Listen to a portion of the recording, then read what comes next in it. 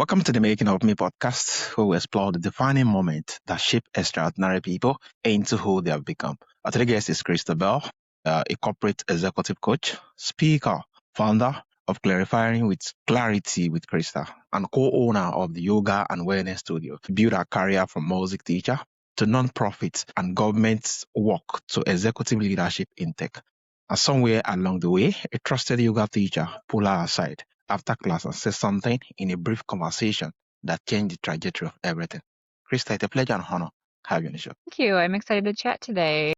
Yeah, thank you, Krista. So, Krista, before the coaching, before the executive career, before any of the professional world you have built, who were you growing up, and what early experience first shaped how you understood ambition, achievement, and what it means to be enough? So growing up, I was in a mixed family. So I had a stepfather who my mom and my stepfather got married when I was quite young, around 4 years old, and my step siblings were quite a bit older than me. I also have a whole sister, and in my household there was obviously a lot of people, but also a lot of challenges, things like mental health challenges, some verbal and emotional abuse, addiction, alcoholism. And so as I was growing up, what I really learned was one to be quiet and still, like not rock the boat because there was already enough waves that were happening in the household. But the other thing that I learned that I think has really helped me in my adulthood, though, is also something to overcome, is that I really became a perfectionist, like an overachiever. I thought that if I did everything really well, that then like nobody could be upset about Mm-hmm. what I was doing. And there was such little time to kind of be front and center in the family because of all the people and all the challenges and working. My parents worked 3 jobs and just a lot going on, that the only time I got kind of like full attention from the family was if I was kind of actually on stage. Yeah, So I did things like band and choir and musicals, and really like constantly was involved in things at school, got straight A's, kind of the whole um, gifted and talented story, right? That a lot of us millennials are living out today, which is that we were taught that if you can control everything, if you can be perfect, if you can stand out, then you're going to set yourself up for a lot of success. I think what they didn't know at the time, and what we're now learning, is you're also going to set yourself up for a lot of anxiety and stress, yeah, control issues. So I like to say that I'm a recovering perfectionist now because I recognized that I cannot control everything in my life. I can't control really anything in my life except for what goes in my mouth and what comes out of my mouth and where I spend my energy. So that really has shaped me over time. Like I said, I think it suited me well because I did get out of the family situation. Am in a much better state mentally, physically than I ever have been. But it comes with a long line of work to be done on yourself after that too. yeah, so true. Yeah, amazing. Yeah, being a professionalist or into the environment. Wow, that was really lovely. So you started your career as a music teacher. What drew you to teaching, and what did beginning that role teach you about how people learn, grow, and need to be seen? So I started as a teacher. I think really the path started in kindergarten. Like I have this memory of somebody asking me what I was going to do, what I was going to be when I Yeah, grew up. And I didn't really know many careers that existed, right? yeah, My parents both worked in retail at big box stores, and so that was really the only thing that I knew that existed except for teachers and doctors. And I didn't want to be a doctor because I'm not very good with blood. Like I just don't do well with yeah, and so I was like, I guess I'm gonna be a teacher, right? So like literally from kindergarten on all the way and through college, I decided that I was gonna be a teacher. I just wasn't quite sure what kind of teacher. And in high school, since I was very, very involved in music, like I said, since I was small, decided I wanted to go into music education. And so went through college and worked on my education degree, and I was certified in choral and general music and taught for a year. And really I think like that understanding how people learn, but also understanding what the classroom does, specifically in music, right? That music is something that when we sing, when we interact with music, it's a different type of learning. It's a different type of learning a language. It's not just like sitting and studying a book, like it is interactive, it is physical. And I saw how even students who weren't high achievers in the classroom or maybe were overlooked were able to really like light up and shine and feel connected in the music classroom. And I think like that is something that has always stuck with me. I had this one student who was in 6th grade at the time, and he had just moved. I was in Wisconsin. I was teaching in Wisconsin. He had just moved from, I want to say it was Virginia, somewhere on the East Coast of the United States. And he had a lot of emotional dysregulation. He was very small for a 6th grader, so everyone was like a little bit bigger than him. And he would get very angry and the kids kind of made fun of him, right? Because he had this emotional dysregulation and he was new. And after class one day, he really exploded. He exploded on me and he told me how much he hated everybody and everyone in Yeah. Wisconsin, which I thought was very actually funny. And I explained to him like why he, couldn't say those things. And he threw his trapper keeper at me and said, I hate this place. And then he just starts crying, right? Um, and this lovely little angel, he ended up being the star of our musical. So we were doing Willy Wonka, and he took the leading role of Charlie, right? He played Yeah. Charlie because he was small and because he was really great at music. And so I got to watch him, throughout the year make friends and come out of his shell and engage in a different way and feel proud of himself and have the kids like not see him as this like new kid who was kind of weird, but as this person who had a lot of talent and a lot of value. And so that has really stuck with me.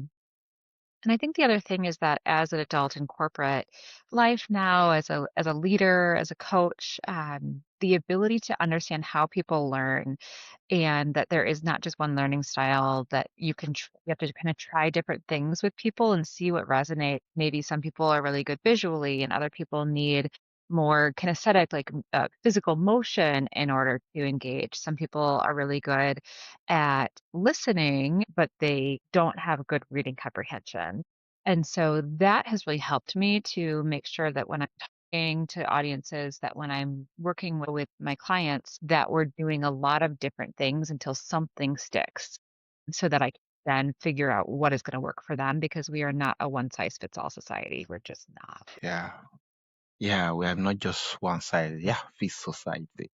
And there isn't just one learning style. Yeah, this is really amazing. And thank you so much for sharing. So you move from music teaching into non-profit and government work and eventually into executive leadership in tech. That is significant range of environment. Uh, what was the true line and what were you learning about yourself and about leadership across all of those transitions? Yeah, so I would say first of all, it was not an expected path. I did not plot Yeah. out. I could have never guessed where I was going to go or where I was going to be had you asked me when I was younger. And I think that as I was navigating, so after I taught, I went to graduate school. At that point, I thought I was going to be in arts management. So I went to graduate school for arts management as well as got my MBA at the same time. The MBA I thought was kind of the backup plan. It turned out to be the kind of number one plan. But I worked then at nonprofits and moved into local government where I started working with software, the software that now we use and sell. And I think the through line of my career has still been rooted in education. Like it has been rooted in understanding how to connect to people, how to break down concepts and talk to people one on one. Yeah. Because in software, when we're in tech, there are so many people that talk at a tech level, right? But most of us don't. And a lot of our customers, especially like my main customer center is insurance and government. And so a lot of those people have been working in their careers for many, many years, many of them 10, 15, 20, 25, even 30, 35 years.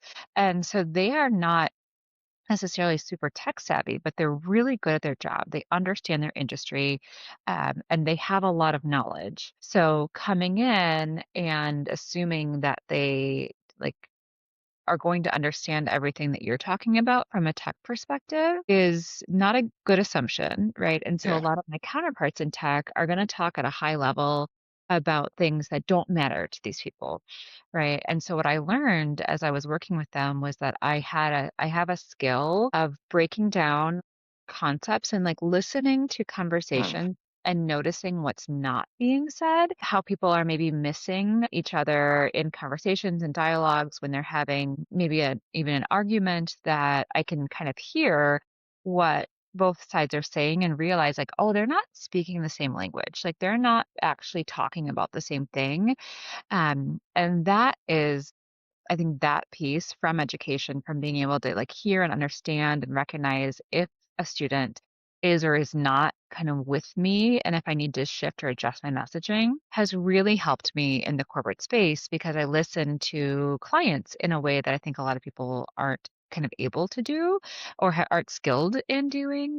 I also listen to my counterparts in conversations, and I'm able to enmesh this lack of understanding, take a step back and get people to alignment. And I think that is what I've learned the most about leadership is that there is no like magic title that you need to be a leader. There's Yeah. no certification that's going to make you better as a leader. Leading is about people. And if you at your core understand and care about people, that's going to shine through. If you behave in alignment with your values, that is going to shine through. If you treat people like humans and allow them to be to be listened to and to be valued for the skills that they have, like for example, if you're working in the government, you have a huge passion for public work and you are really often good at the job and the way that you're working. So if we can honor that while bringing in a change management process, it's going to go a lot better than just saying, "Oh, trust me, like this tech is better, and so you're going to like it." Well, they're not at first, right? Because they're used to doing something a certain way. So helping people move, helping people transition, being compassionate, being empathetic, those are, I think, the qualities of leadership that the late Gen X, Gen Millennials, and Gen Z are really hungry for because it's not something we see a lot in our Yeah. current, like our highest levels of leadership. And I think that my through line has really started because of education, that I do treat everything like an educator. I break down concepts and I want to meet people where they're at. Yeah. Amazing. Helping people to translate, yeah, from what they have known to what they didn't know better. Yeah, that's really amazing. So then came the yoga class and the teacher who pulled you aside. Take us into that moment. What did you see and what happened in when someone who has been watching you choose to speak into what he saw? Yeah, so just a little backstory for the listeners. I've been practicing yoga for about 15, 16 years now, and I was taking a yoga class at the studio that I now am a co-owner of. And this was in 2022, and maybe it was 2021 because we started the 2021, and I was in class.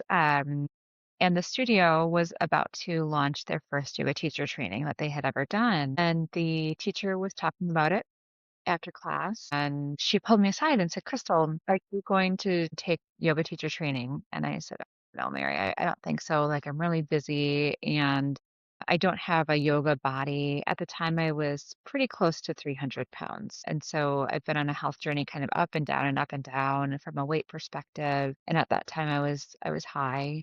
And I said, like, I don't have a body that, people would think of as a yoga teacher, and I can't do a handstand. Like it doesn't really make sense. And she said, "Crystal, like that's exactly why you're going to be a good teacher, is because not everything comes easy to you. It's because you understand what it feels like to be in different size bodies, because you understand that you, because of the shape of your body or the way the injuries that you've had, make some things less accessible, and you know how to modify and you know how to adjust and you listen to yourself, right? Like you don't push yourself, you don't judge yourself for those things. That is why you should do this."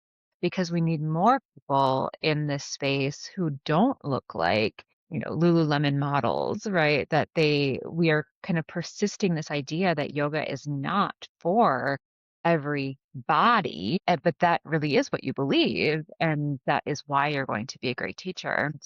She said, I just really think you should think about it. And I did. I thought a lot about it and looked at the schedule and decided, okay, I'm gonna do this, right? I had no idea how much it was gonna change my life. It was a hard work. It was about 6 months every weekend, 8 hours a day of classroom work. Plus, while I was leading, I was president of the organization already at that time, right? So I was already a corporate executive.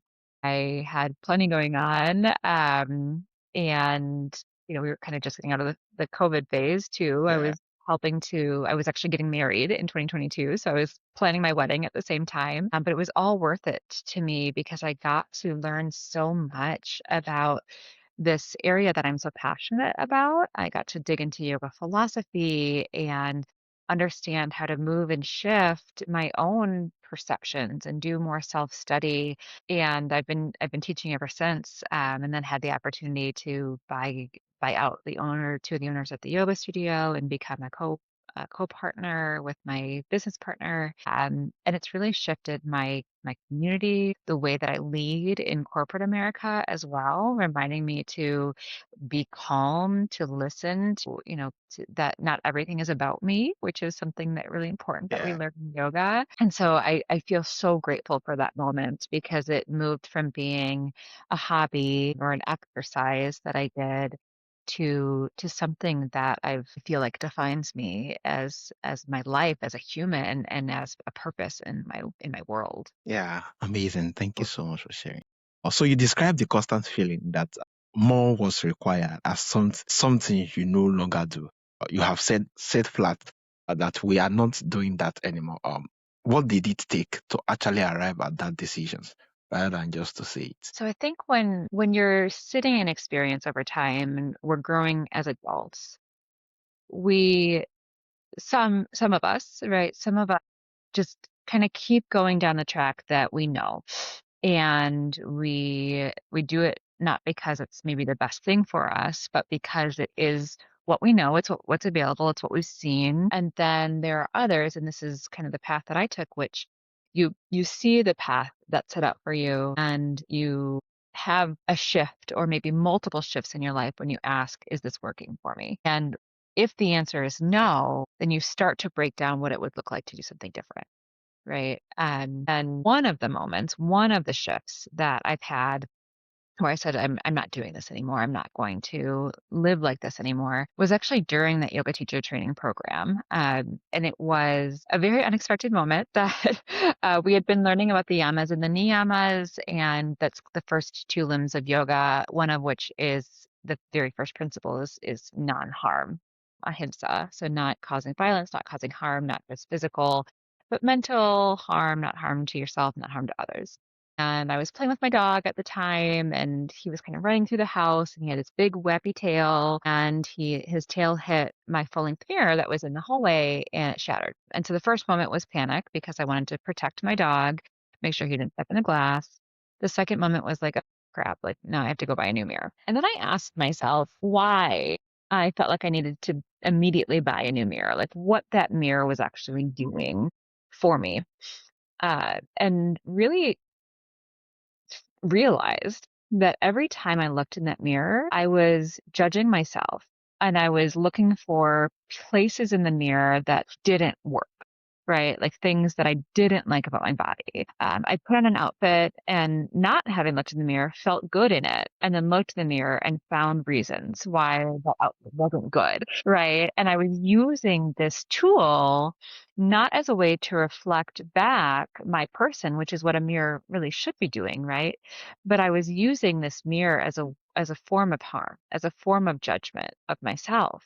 And I committed myself in that moment. I said, I'm not doing this anymore, right? Like, I'm not going to get another mirror until I am capable of looking at my reflection, like my full body as it is, with love, not with harm, not with judgment, not with violence, but with love. And it took, I mean, 4 years 4 years of practice. And what I've learned through that, again, kind of is a through line in my Yeah. life, which is listen to how you feel rather than how you look.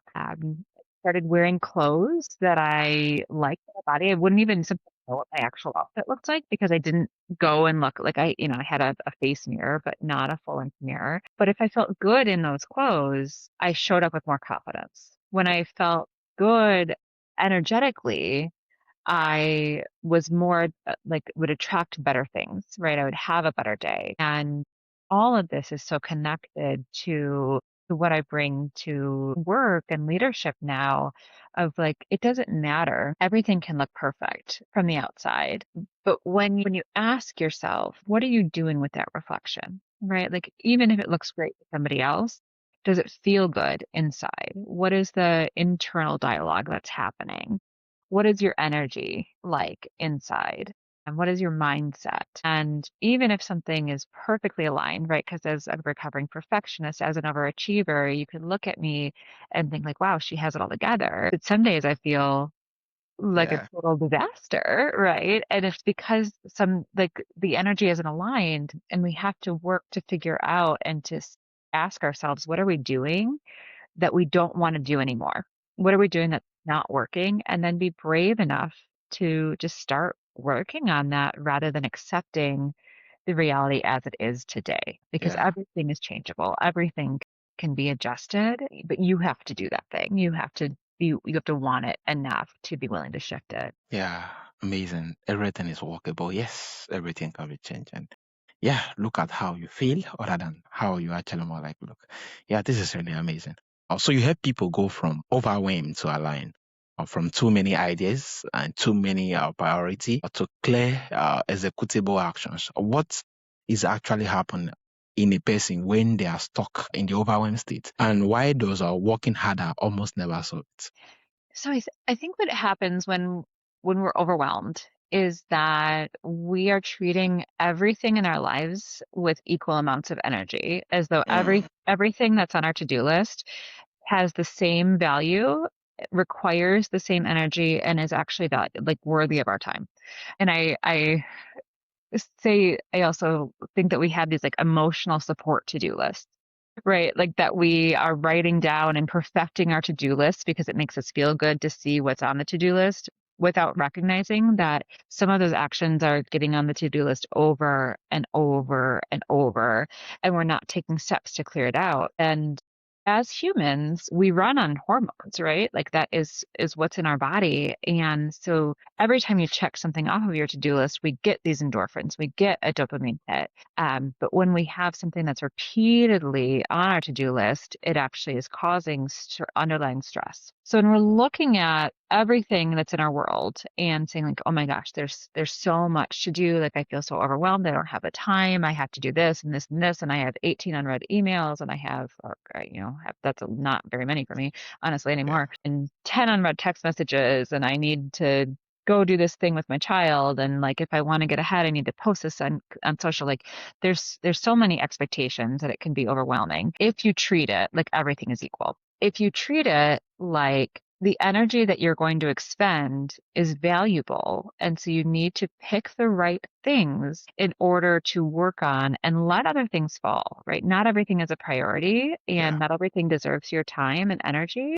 And so I teach people, I have something called the ball drop model where I talk about thinking about your priorities in three different categories: glass balls, rubber balls, and disco balls. And I'll just like super briefly explain that, which is glass balls are things that can't drop. Like they are your priorities. They're going to be the most important things. If they fall, something breaks, right? Rubber balls are things that they're little tasks, they're filler tasks, they're things that might matter, but they're not immediate priorities.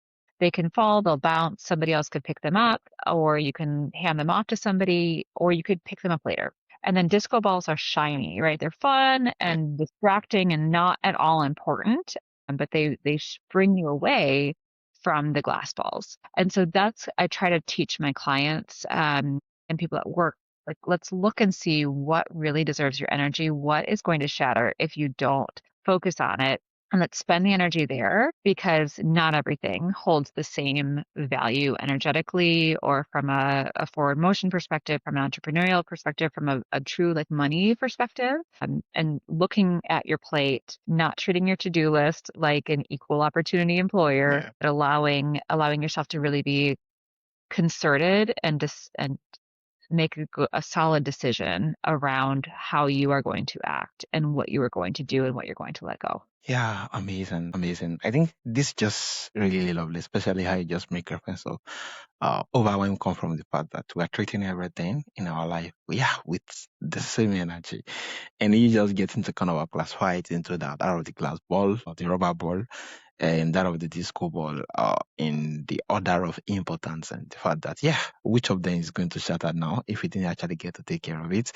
And the rubber one being that, yeah, it can always bang us, can actually find a way around it. And the disco being a source of distraction can always be fixed at any convenient time. Yeah, this is really amazing and very lovely way of, yeah, looking at it. And thank you so much for sharing. So you work with leaders and entrepreneurs on making decisions they trust and follow through. What is the most common things underneath the indecision? And what shift when someone finally make a call and commit? I think that the something really common that I see with leaders is making decisions in fear that people get stuck when they're trying to make a decision, but they have deep rooted fear. Maybe that's as an entrepreneur that like the next thing isn't going to come. They're not going to land any other clients. They have to say yes to this thing. Or that you're making a decision because you're afraid that if you don't, something like everything else is going to fall, right? That you're holding everything together. And I think that one thing that I try to instill in people is everything changes no matter what, but fear is a demobilizer, right? Forward. It also stops your brains from functioning at its highest level. And so if you can move out of fear and just take an action. It doesn't have to be perfect because again, something is going to shift, something's going to change. Maybe you'll get more information, you can learn or and adjust later, but allow yourself to physically move forward. And that in itself is going to stand out because a lot of people who are working through leadership, they get to a certain level and they stagnate because they get so overwhelmed with fear or Yeah. are not able to prioritize or are not able to set their pride or ego aside and realize that like not everything is about them. It's about maybe a bigger picture or about a long-term goal that they may or may not agree with, but have to, as a leader, sometimes have to get on board with. And so I think that if you can take any action that will move you through fear, you are going to be, already kind of in like the top echelon of people because so many of us get stuck. Yeah, amazing. Thank you so much for sharing. This is really amazing. Also, lastly, looking back at the woman who was pulled aside in yoga class by someone who believed in what she saw. What are you most grateful about? About the moments because of the coach, the executive, and the woman it has helped you to become. Yeah, I mean, I think I'm grateful for moving past the fear, right? Like ultimately Yeah, when what I just talked about is yeah, exactly where I was. I was afraid that I didn't have the right body. I was afraid that I wouldn't be good at it. I was afraid that I didn't have the time. And Mary just helped me to examine those beliefs and gave me the opportunity to move from fear into action. And so I'm grateful that she spent that time with me and offered me her perspective because it really did change my life. amazing. Thank you so much. This has really been amazing. Thank you so much, Krista. So, Krista, from audience who would love to reach out, either for your coaching sections or to connect with you and follow you on various other medias, how can they reach out to you and where is the best platform? Yeah, if you want to connect with me, I'm on Instagram, clarity.with.crystal. I'm on YouTube, clarity dash with dash crystal. And then my website is the same as YouTube, clarity dash with dash crystal.com. So any of those places, and I would love to connect with you guys online or in our studio in Livonia, Michigan as well. Yeah, thank you so much, Krista. Oh, thank you for such a warm and honest and genuine, energizing conversation. Yeah, your journey just remind us that the most pivotal moments are not always dramatic ones. Sometimes it's brief conversation in a yoga studio with someone who took the time to say what they saw. From music teacher to executive to studio co-owner to coach, your life is a proof that clarity is not about having more information. It's about having the courage to act on what you already know. Yeah, that's really been a pleasure and honor having you, Krista. Thank you.